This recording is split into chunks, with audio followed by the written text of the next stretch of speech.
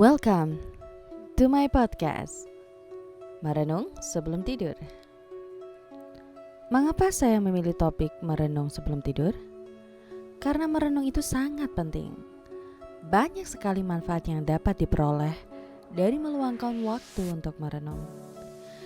Ini memberi kesempatan kita untuk berhenti dari pacuan kehidupan dan menghela nafas dalam-dalam, mengisi energi dan mencari tahu apa yang kurang sehingga next time kita bisa perform dengan lebih baik. Ada sebagian orang memanfaatkan waktu transisi dari terjaga hingga tidur untuk merenung. Tapi tidak semua merasa nyaman dengan itu karena ada faktor yang membuat dia cemas.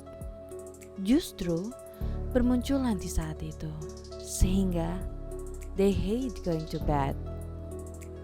Ada yang memiliki rutinitas yang harus dilakoni sebelum tidur. Memastikan memakai skincare rutin, memakai piyama ternyaman dan sikat gigi, lalu tak lupa menyetel musik yang disukai. Basically, tiap orang memiliki cara-cara yang berbeda dalam ritual sebelum tidur. Tapi intinya, tidur adalah sebuah tempat kembali. Sebuah tempat di mana segala aktivitas berakhir dan siklus baru dimulai keesokan harinya. Sebuah harapan, sebuah tempat kembali. Sebagian dari kita mungkin bisa dengan mudah terlelap begitu tubuh sudah menyentuh tempat tidur. Hilang di balik bantal yang terasa nyaman. Tapi tidak semua orang bisa seperti itu. Terkadang mereka harus melewati detik demi detik menunggu agar mata terlelap lalu terpejam. Waktu-waktu untuk merenung, mereka memikirkan apa saja yang telah dilakukan sebelumnya. Apakah itu sebuah kesalahan ataukah sebuah kebaikan? Merenung itu untuk mengasah diri kita, untuk menjadi lebih baik, untuk tahu apa letak kekurangan kita, menyadari kesalahan kita, dan melakukan hal yang lebih baik. Selalu berproses lebih baik agar kita bukan golongan orang-orang yang rugi, yaitu orang yang kemarin dan hari ini sama saja tidak ada kemajuan. Merenung itu berbeda dengan proses berpikir mencari solusi saat bekerja ataupun mengerjakan tugas kuliah. Ini adalah meluangkan waktu untuk berpikir dan mengamati sesuatu dalam kondisi tenang, berusaha untuk fokus pada satu titik. Melatih konsentrasi, tenang. Tapi ini bukan melamun ya. Ini seperti recharge energy untuk bersemangat lagi. Untuk mengisi energi kita yang habis agar kita lebih bijak.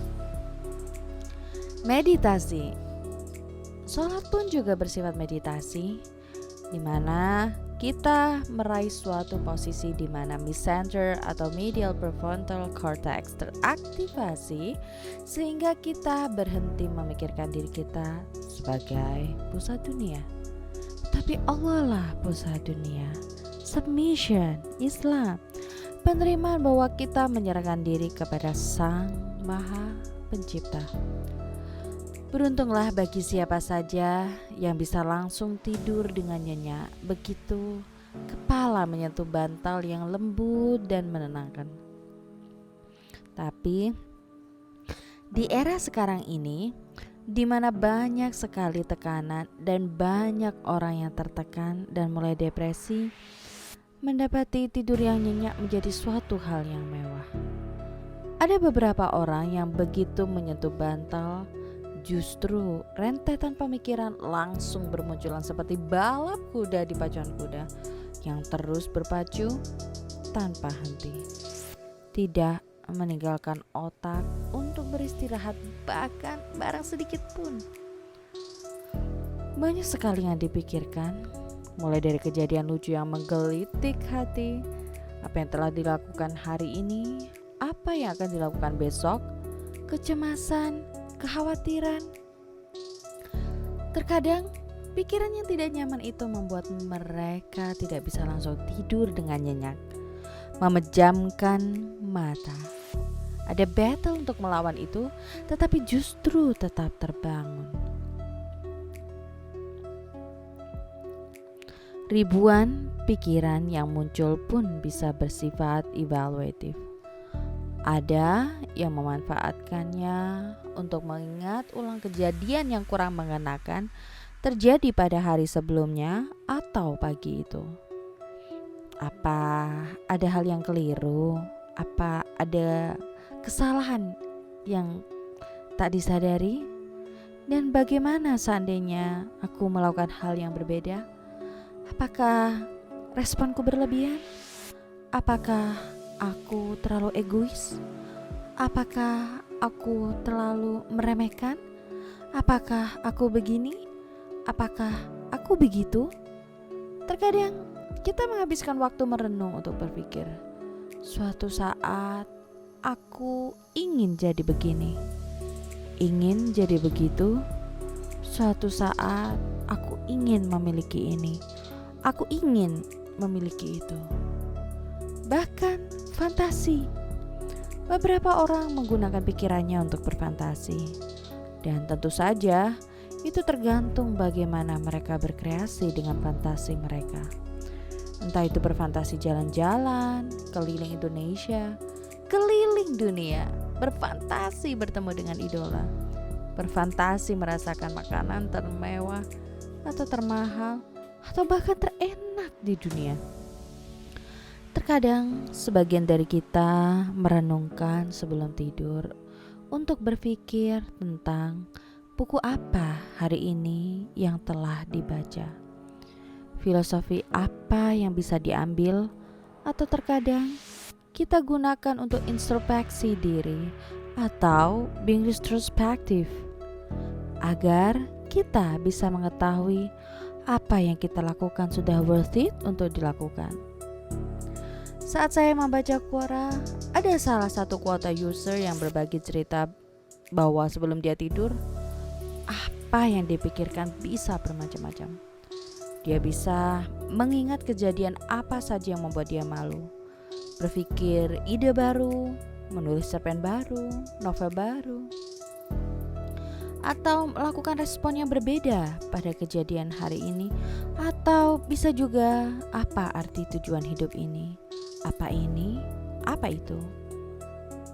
Pemikiran negatif yang terus menerus dan overthinking yang berlebihan. Balik lagi, ketenangan hati, ketenangan pikiran adalah sebuah kunci luar biasa dalam kebahagiaan. Pikiran tidak tenang akan sulit membuat kita lekas tidur. Ada gejolak pikiran yang terus menyala sehingga memejamkan mata itu seperti sebuah perjuangan di medan perang. Ada yang mengatakan bahwa kenapa orang bisa insomnia itu karena kekurangan hormon thyroid yang katanya bisa diatasi dengan replacement hormone theory, atau juga katanya kurang tidur karena kurangnya hormon serotonin dalam otak sehingga bisa diatasi dengan obat antidepresi. Kortisol semakin meningkat dan kurangnya melatonin yang harusnya membuat kita bisa mudah tidur, membuat kita tak lagi merasa rileks saat tidur. Ada sebagian dari kita yang mengalami kesulitan tidur, ada yang sampai menggunakan obat penenang agar bisa tidur, ada yang menggunakan pil tidur, ada yang menggunakan game klasik seperti menghitung domba, domba 1, domba 2, domba 3. Ada yang menggunakannya untuk berzikir, mengulang-ulang bacaan zikir hingga hati tenang lalu terlelap. Tapi tenang, kita tidak sendiri. Setiap orang itu diuji dalam kehidupannya. Terkadang kita merasa hidup kita itu gak berharga karena melihat betapa orang-orang tampak bahagia di sosial media. Padahal apa yang tampak belum tentu itu sebenarnya. Tapi apapun itu, semoga episode pertama MST Merenung Sebelum Tidur mampu membuat Anda tersenyum sambil mengiringi Anda merenung sebelum tidur. Have a good sleep, my dear.